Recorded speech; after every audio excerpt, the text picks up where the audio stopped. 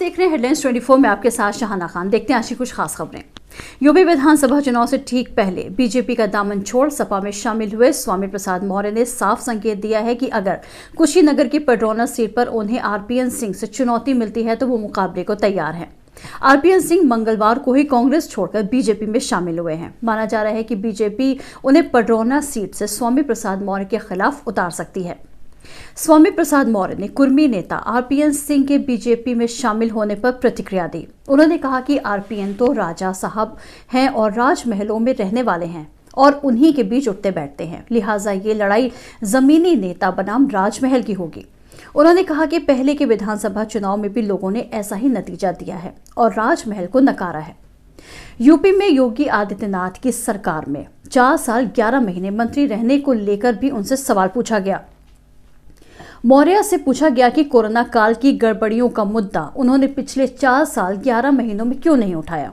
इस पर सीधा जवाब न देते हुए मौर्य ने कहा कि ये चुनाव के मुद्दे को घुमाने की रणनीति है। उन्होंने कहा कि ये चुनाव पिछड़ा विरोधी, दलित विरोधी, किसान विरोधी बीजेपी के चेहरे पर होगा। छुट्टा जानवरों के आतंक, बेरोजगारी और महंगाई जैसे मुद्दों पर चुनाव होगा। आरपीएन सिंह के बीजेपी में जाने पर मौर्य ने कहा कि अगर वो कांग्रेस में ही रहते तो उनकी ज्यादा अहमियत रहती। बीजेपी में पिछड़ा वर्ग की कोई पूछ नहीं है।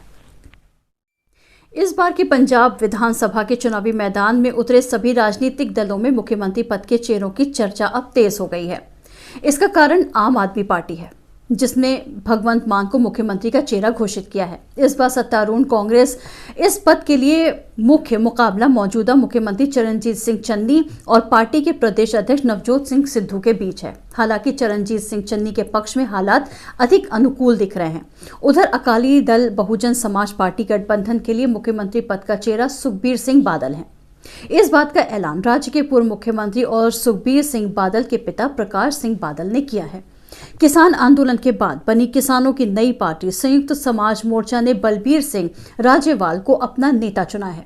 हालांकि भारतीय जनता पार्टी कैप्टन अमरिंदर सिंह की पंजाब लोक कांग्रेस और सुखदेव सिंह ढींढसा की अकाली दल ने अभी तक मुख्यमंत्री पद के चेहरे पर कोई फैसला नहीं लिया है।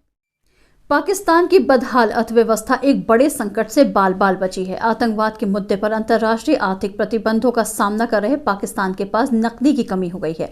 इसी संकट से उबरने के लिए पाकिस्तान ने 7.95 के रिकॉर्ड रिटर्न के रेट पर इस्लामिक सुकुक बॉन्ड से $1 अरब जुटाए हैं। मीडिया की खबरों में मंगलवार को यह जानकारी देते हुए कहा गया कि इस्लामिक बॉन्ड के इतिहास में यह सबसे बड़ी ब्याज दर है जिसका भुगतान करने के लिए पाकिस्तान सहमत हुआ है। विदेशी कर्जा चुकाने में डिफॉल्टर होने से बचने के लिए पाकिस्तान ने यह जोखिम उठाया है। सुकुक बॉन्ड शरिया के कानून के आधार पर दिए जाने वाले इस्लामिक फाइनेंस का हिस्सा है। पैसा जुटाने वाले को सुकुक के बदले उतनी ही कीमत की अपनी संपत्ति का मालिकाना हक देना पड़ता है। यह पारंपरिक बॉन्ड से अलग होता है। ब्रिटेन के मैनचेस्टर आधारित इस्लामिक फाइनेंस फाउंडेशन सुकुक जारी करता है। सुकुक लंदन स्टॉक एक्सचेंज में भी लिस्टेड है। लखनऊ में आज उत्तर प्रदेश कांग्रेस कमेटी के कोषाध्यक्ष व पूर्व विधायक श्री सतीश अजमानी ने पूर्व मंत्री एवं उत्तर प्रदेश कांग्रेस मीडिया एवं कम्युनिकेशन विभाग के चेयरमैन श्री नसीमुद्दीन सिद्दीकी के नेतृत्व में राष्ट्रीय अल्पसंख्यक आरक्षण मोर्चा के अध्यक्ष श्री मोहम्मद परवेज सिद्दीकी ने उत्तर प्रदेश विधानसभा चुनाव में कांग्रेस कमेटी के समर्थन देने की घोषणा की। प्रेस कॉन्फ्रेंस में श्री परवेज सिद्दीकी ने कहा कि मौजूदा सरकार में पश्चिमी उत्तर प्रदेश में लोगों का बेहिसाब पलायन हुआ, लोगों में भय का माहौल पैदा किया गया। अखिलेश यादव पर आरोप लगाते हुए परवेज सिद्दीकी ने कहा कि अखिलेश यादव कभी भी मुसलमानों के हितैषी नहीं हो सकते। मुसलमान इनके लिए केवल वोट बटोरने का साधन मात्र रहा। उन्होंने कहा कि इस देश को यदि बचाना है तो हर वर्ग, हर धर्म के लोगों को कांग्रेस के साथ खड़ा होना पड़ेगा। प्रेस वार्ता को संबोधित करते हुए पूर्व मंत्री श्री नसीमुद्दीन सिद्दीकी ने कहा कि भारतीय जनता पार्टी द्वारा आचार संहिता की धज्जियां उड़ाई जा रही हैं। प्रशासन पूरी तरह से प्रदेश और केंद्र के दबाव में काम कर रहा है। अधिकारी पूरी तरह से सरकार के रिमोट कंट्रोल से संचालित हो रहे हैं। उन्होंने कहा कि गृह मंत्री अमित शाह कैराना में सैकड़ों लोगों के साथ कोविड प्रोटोकॉल तोड़कर प्रचार कर रहे हैं। क्या ये सत्तारूढ़ दल का चुनाव आयोग की मेहरबानी मानी जाए? श्री नसीमुद्दीन सिद्दीकी ने कहा कि कल बहराइच में नेताजी सुभाष चंद्र बोस की जयंती एक सभागार में मनाई जानी थी, जिसकी क्षमता 500 कुर्सियों की है, लेकिन कोविड प्रोटोकॉल का पालन करते हुए मात्र 90 लोग उपस्थित थे।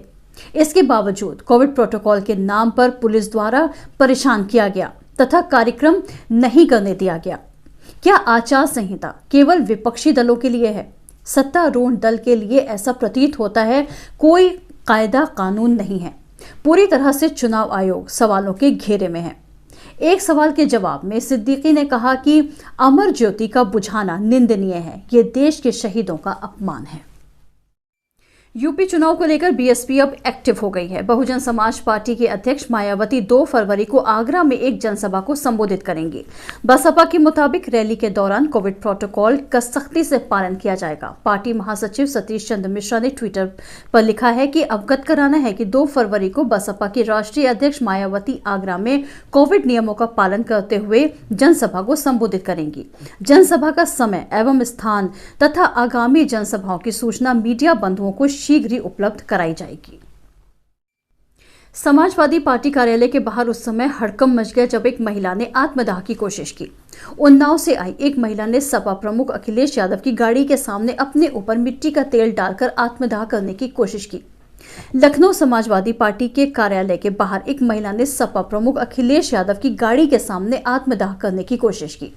महिला का आरोप है कि उसकी लड़की का गांव के कुछ दबंगों ने अपहरण कर लिया है, लेकिन सुनवाई नहीं हो रही है। वहां मौजूद पुलिसकर्मियों ने महिला को फौरन काबू में कर किनारे पर कर पूर्व सीएम का काफिला जाने दिया। बता दें कि महिला उन्नाव की रहने वाली है।